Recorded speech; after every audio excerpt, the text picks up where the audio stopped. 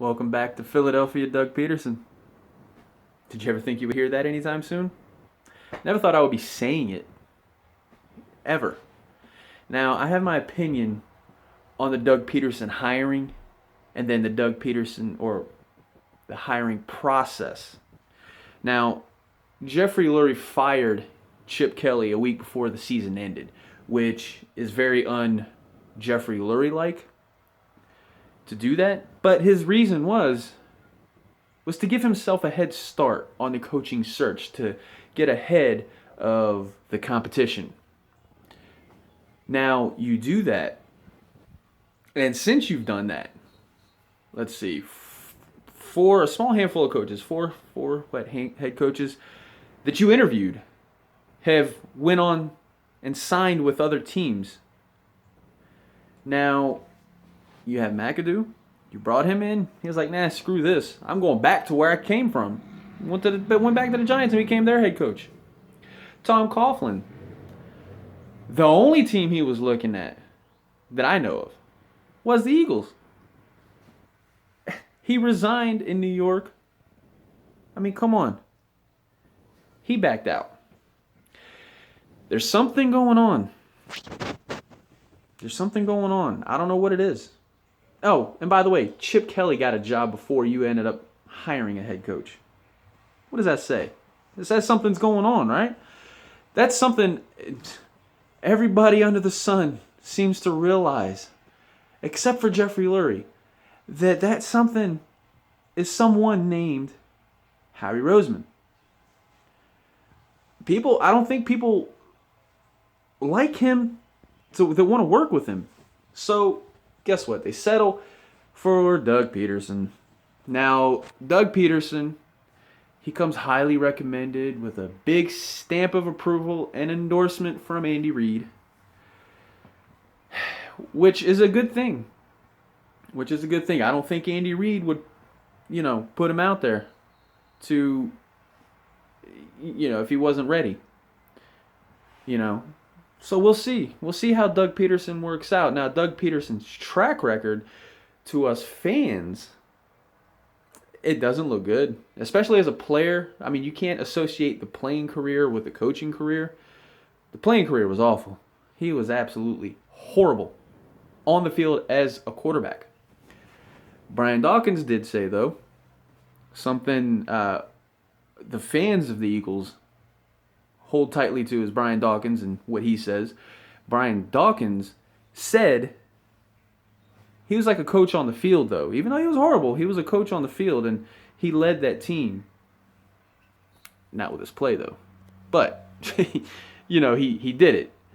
So there's another stamp of approval.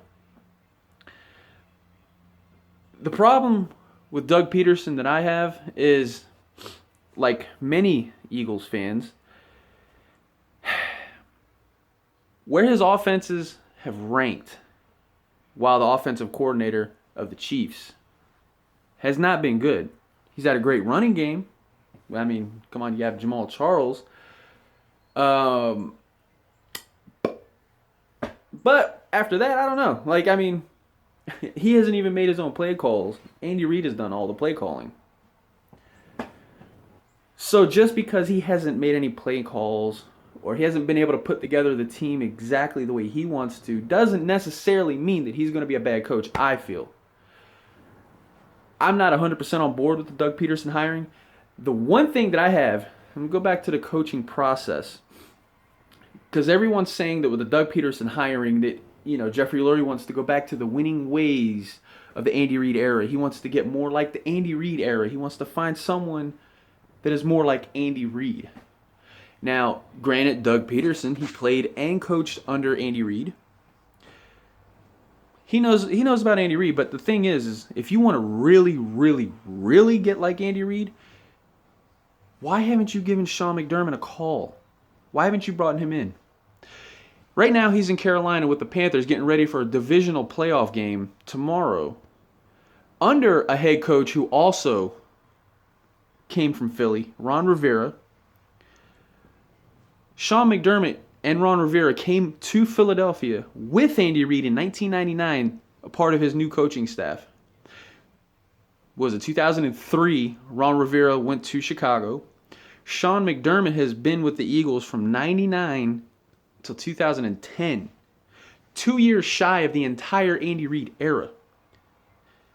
I think he knows how to play or how to coach like Andy Reid as far as the decision makings and things like that. Of course, he's been very successful as a defensive coordinator. In my opinion, it don't get any more Andy Reid like than that. I mean, seriously, 99 to 2010. I don't know. I don't get it, and especially since Sean McDermott said he wanted to be here. Basically, he would love to come back to Philadelphia. I don't get it, man. I don't get it. I don't understand it. Doug Pederson, like I said about the Chip Kelly hiring, who I was not in favor of, my choice was Gus Bradley at the time. Just like then, I'm going to say now, I'm not in favor of the Doug Pederson hiring at all. But we have no other choice at this point. We can cry about it all we want, but it's not going to change the fact that they're going to hire someone else, because that's not going to happen apparently. They're just waiting for the Chiefs season to end, whether that be this week, next week, or after the Super Bowl. They're just waiting for the Chiefs season to end so they can officially name him head coach. Because I guarantee you, the next day after their season ends, he's going to be on a plane to Philadelphia. They're going to be doing a press conference a day or two later. And bam, Doug Pederson, welcome to Philadelphia. So instead of everyone jumping the gun, oh, I've had season tickets for 25, 30 years. It's been passed down by generations, and I'm not going to any more games. Oh, I'm not buying any more jerseys. I'm not buying no more merchandise for the Eagles. I'm not even going to watch the games. Stop lying to yourself. Stop lying to yourself. Who do you think you're kidding? You're not. You're not done with this team. You're not done with this team.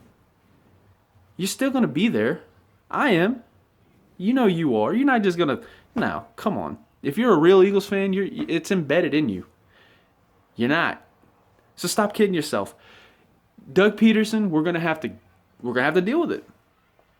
Hopefully, I'm hoping that Doug Pederson proves everybody wrong and shows us what he's made of. Right now, that's the only choice we have. So, with that said, go Birds, man. Go Birds.